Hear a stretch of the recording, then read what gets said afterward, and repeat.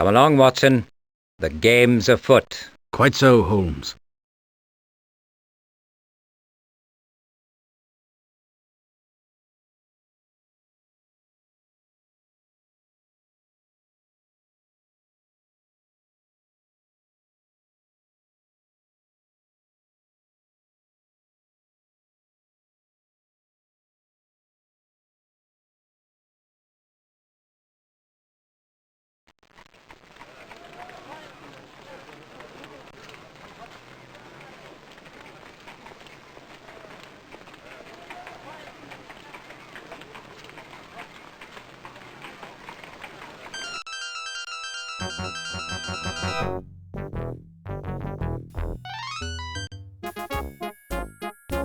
Make yourselves comfortable, gentlemen. I will be with you momentarily.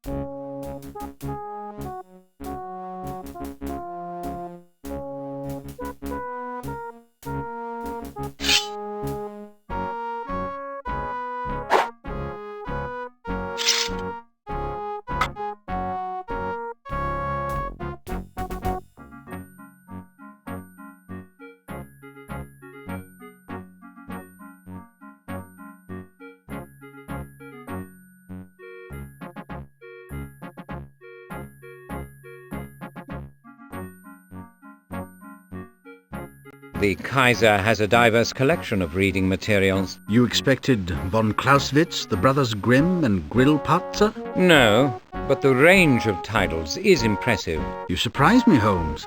Anyone can have a library. The question is, does he read?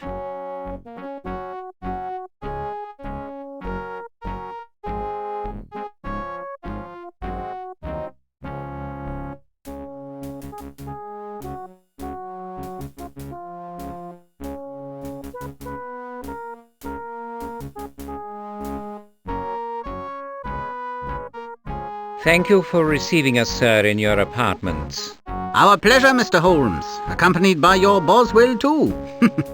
One has read of your ingenious exploits, of course. The Empress Frederick will be quite envious. Very kind of you to say, sir. These were Prince Albert's rooms.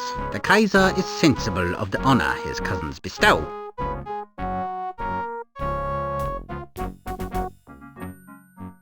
The late prince engaged in many philanthropic activities. I believe he was generous with his time. And he understood the power of a photograph.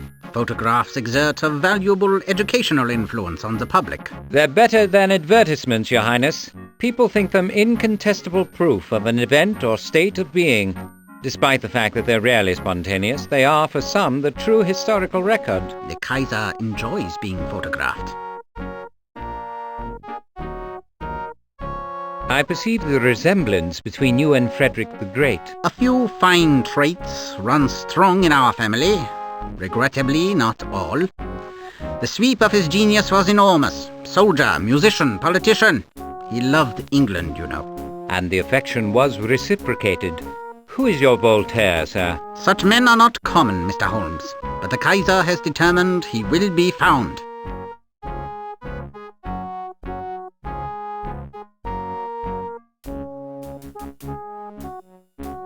My mission is difficult, Your Highness. May I speak frankly? You may. Mr. Carter recommends you, and the Kaiser opines that you are a man of goodwill. I believe an agent of the Imperial Chancellor is engaged in a scheme detrimental to British interests and to your own intentions, as I understand them. One is not surprised. Von Bismarck and I are at odds. He is a desperate man. Who is the agent? I'd like you to confirm his identity.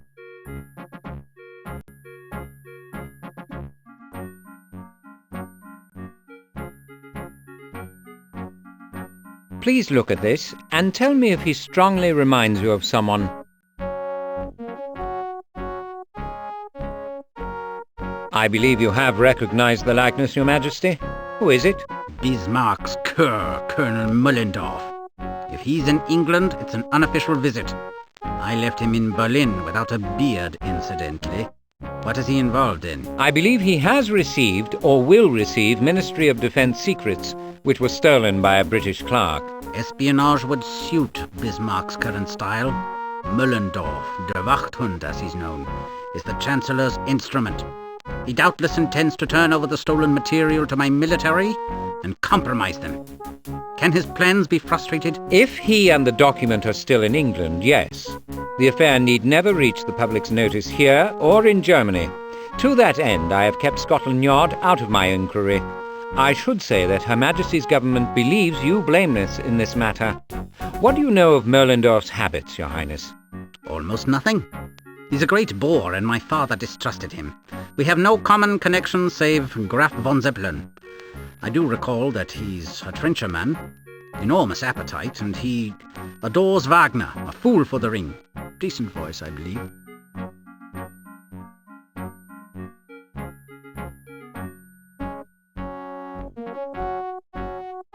Given your title, I would have thought a memento of the first Caesar to be appropriate for your rooms. Never! The title is a linguistic accident endured also by my Russian cousin. Julius was an ambitious demagogue and profligate. His reign was not divinely ordained, and he betrayed his birthright, which must always be wrong. Your view of history is illuminating, sir. Why would he act contrary to your interests? His behavior is treasonous. He reveres Bismarck as the true embodiment of the state.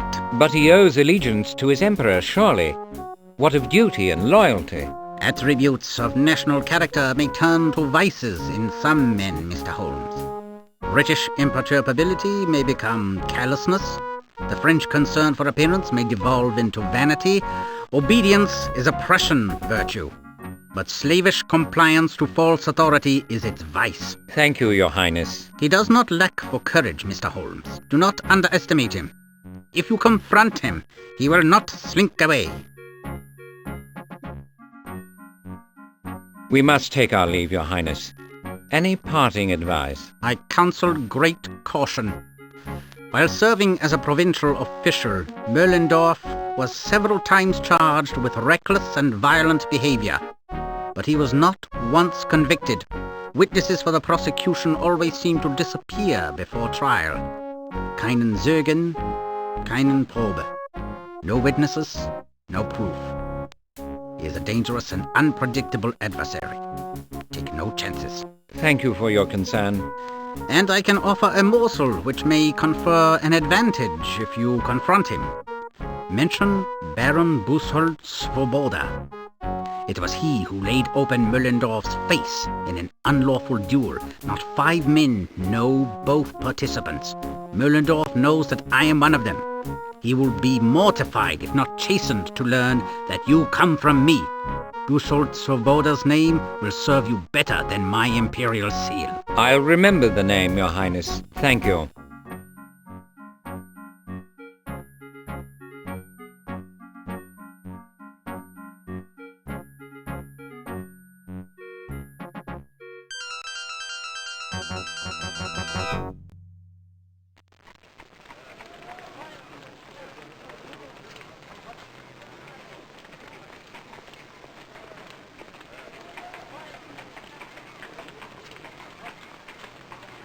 You'll be fine here, won't you, lad? Dr. Watson explained everything. There's not much to do, and it smells quite awful.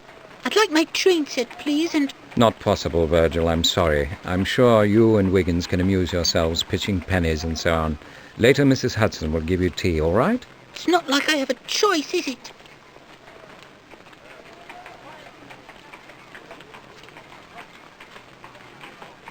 I have information about our quarry, Wiggins. He's a foreigner. Any notion where he is now, Mr. Holmes? Try the restaurants around Piccadilly, especially those serving German food, and check the matinee audiences at the West End opera houses. If you have to lurk, be discreet. I know me business, Mr. Holmes. Of course you do, Wiggins. There's a guinea for you when I find him. Polish up the brass. It's as good as mine.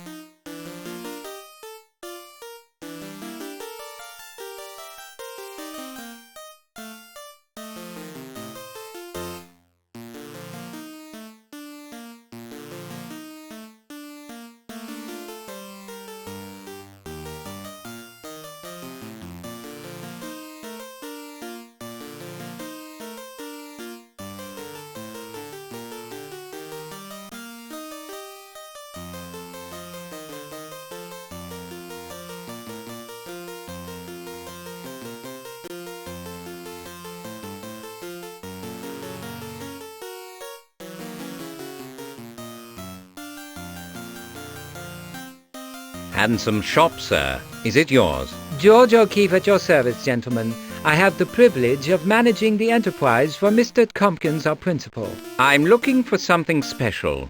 Might we browse? Certainly. Our original creations are designed for London's most discriminating clientele.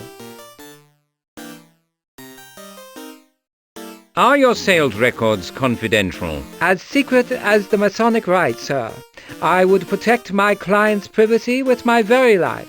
I would not use the information for any nefarious purpose. So you say, but you might subsequently be tempted to exploit the knowledge. My gentlemen customers rely on my discretion. And they pay you for this service? Blackmail, is it? You shock me, sir. Silence is a commodity like any other. And as with the pig iron and pianos, you only get what you pay for. I never pay for information. We might call it an honorarium. I call it a bribe. I won't pay it. Suit yourself. Where do your crystalline gems come from? The venerable Antwerp firm supplies our diamonds, rubies, and Ceylonese sapphire. You know the provenance of every stone? Absolutely. The Messrs. de Brise are signatories of the IDB Act.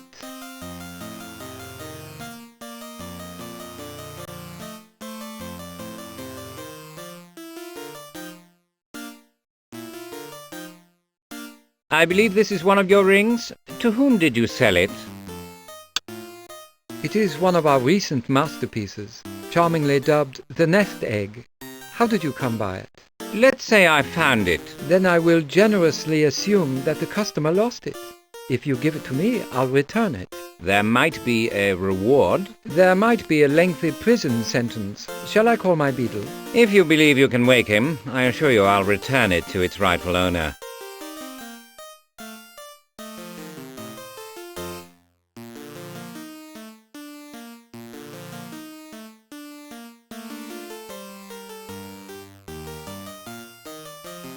Might I see the platinum ring with the cabochon-cut stone?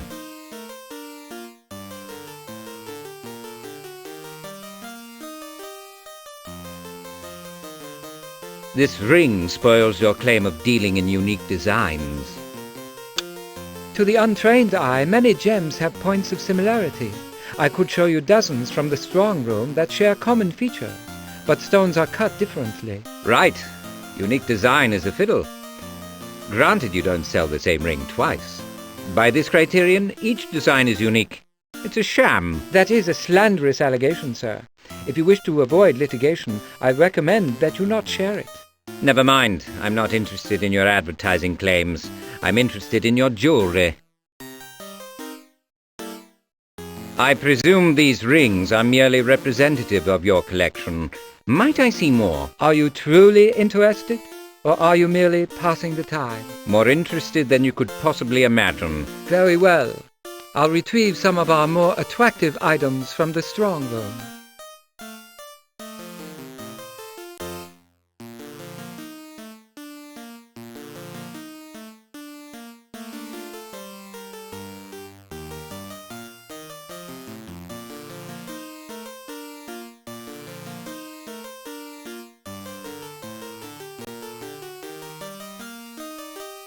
His return is imminent, Holmes. Might you not ensure his absence?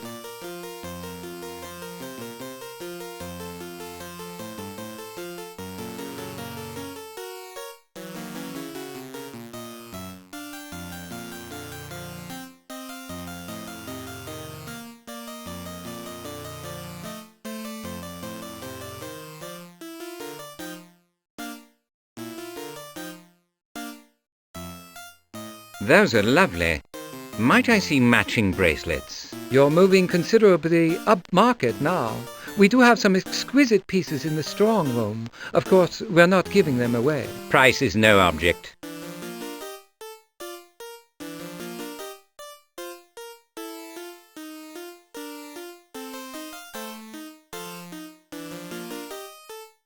His return is imminent, Holmes.